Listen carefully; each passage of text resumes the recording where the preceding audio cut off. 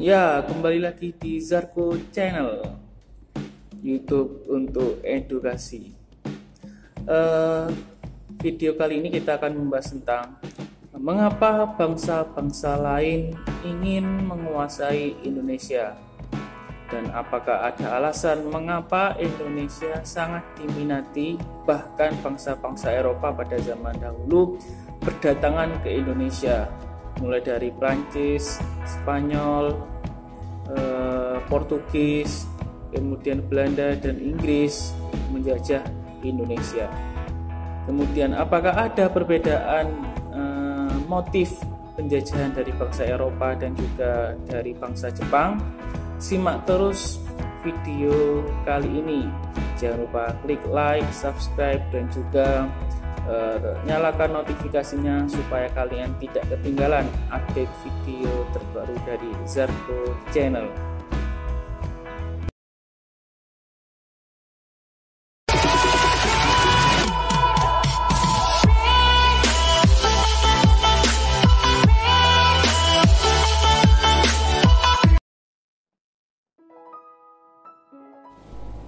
Ya, membahas tentang Indonesia, tentu saja semua orang sepakat bahwa Indonesia ini laksana seperti surga. Nah, surga dunia itu ada di Indonesia. Nah, keadaan alam Indonesia yang memiliki karakteristik yang cukup berlimpah ruah, kekayaan alamnya, mulai dari jumlah pulau, jumlah laut, kemudian hasil bumi yang jumlahnya cukup besar yang terdapat di negara Indonesia ini menjadikan Indonesia sebagai negara yang orang-orang dunia itu menganggapnya sebagai surga dunia. Ya, semua hal bisa didapatkan di Indonesia. Kita mau cari apa, ya pasti akan ketemu. Ya, tambang emas, tambang mineral yang lainnya, kemudian hasil alamnya berupa perkebunan, pertanian, dan seterusnya. Nah, semuanya ada di Indonesia. Ya, secara historis geologis, ya, kepulauan Indonesia ini terbentuk atas bentukan dari atau tumbukan dari 3 lempeng, yaitu lempeng Eurasia, lempeng Indo-Australia, dan juga lempeng Pasifik. Ya, 3 lempeng ini kemudian menyebabkan tumbukan, dan tumbukan itu kemudian menghasilkan berbagai macam bentuk penampakan yang bisa kita lihat saat ini. Ya, mulai dari terbentuknya pulau, ya, adanya daratan-daratan hasil dari pengangkatan, kemudian banyak sekali vulkan-vulkan yang ada di Indonesia, yang kemudian menyebabkan Indonesia ini terjadi berbagai macam ragam pulau.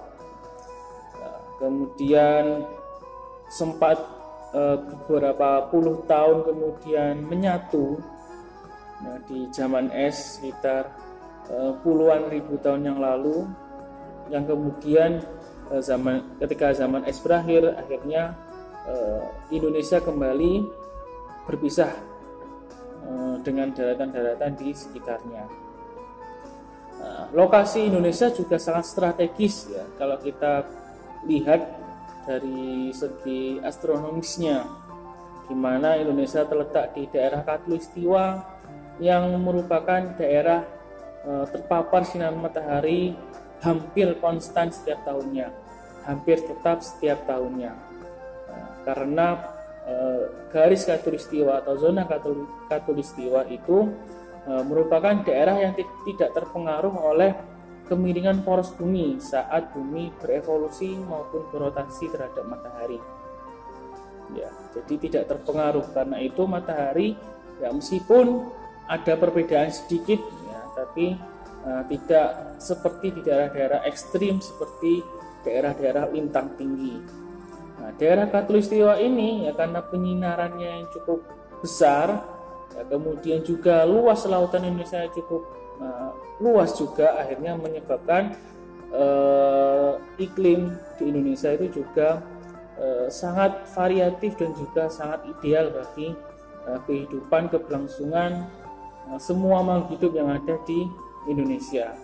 Ya, ada terjadi hujan, kemudian angin, dan seterusnya.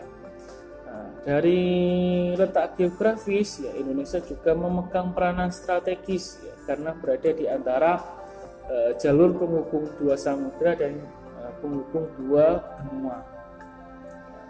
Strategis ini ditambah lagi karena berada di tengah-tengah antara dua terusan dunia, yaitu terusan Suez dan terusan Panama. Ya, hal itu kemudian menyebabkan Indonesia baik dari segi hasil alam maupun posisinya menjadi sangat diidam-idamkan oleh semua bangsa yang ada di dunia. Lalu mengapa kok bangsa Eropa sangat menginginkan sekali menguasai wilayah Indonesia?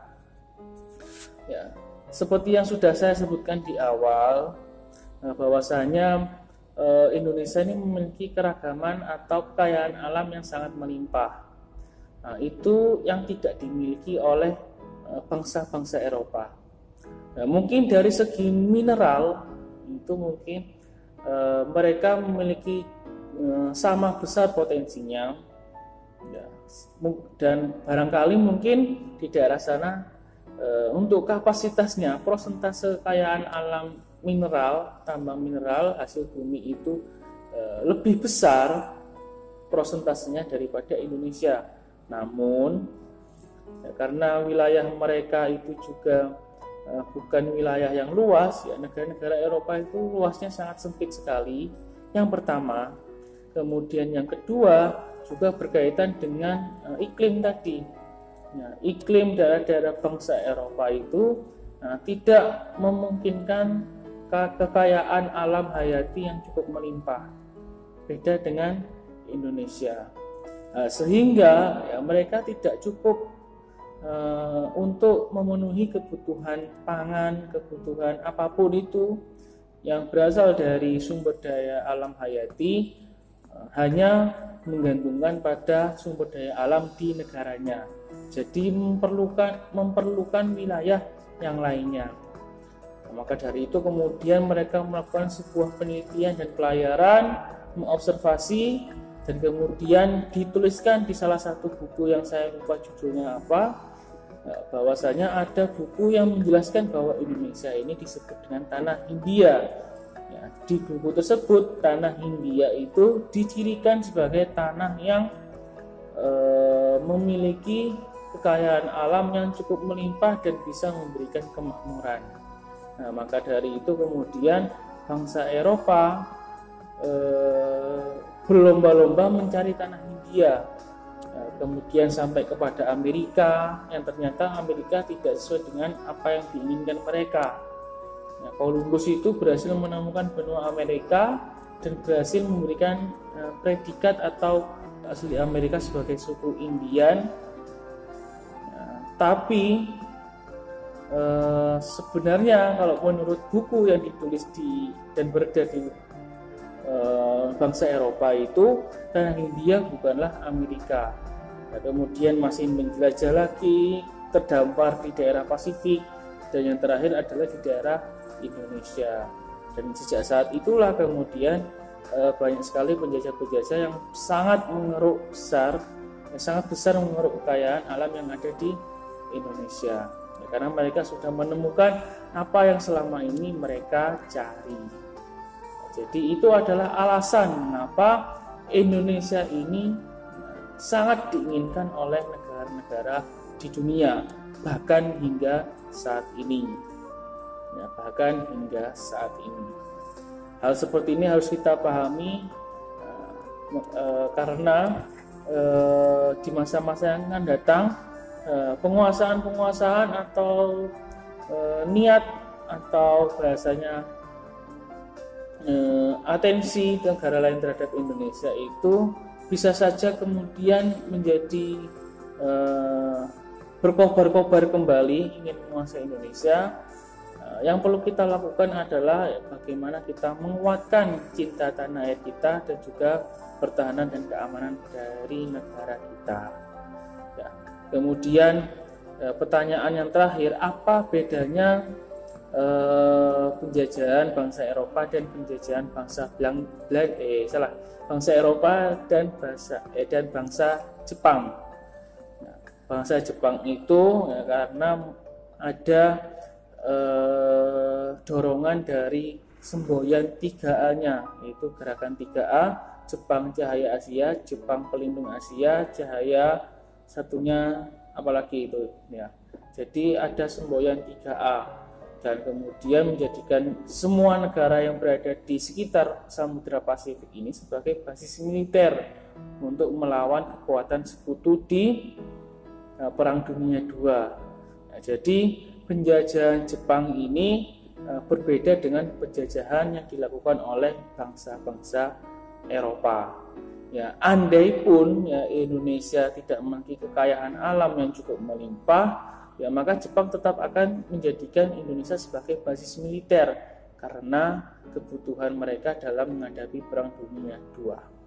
Oke, jadi itu alasan mengapa bangsa-bangsa lain ingin menguasai Indonesia. Oke, silahkan jika ada yang ditanyakan tulis di kolom komen dan jangan lupa klik like, subscribe dan juga nyalakan notifikasinya. Kalau sudah berwarna abu-abu ya tulisan subscribe-nya berarti artinya sudah di subscribe. Jangan diklik 2 kali karena klik 2 kali artinya kamu unsubscribe. Oke, sampai ketemu di segmen belajar geografi yuk episode selanjutnya.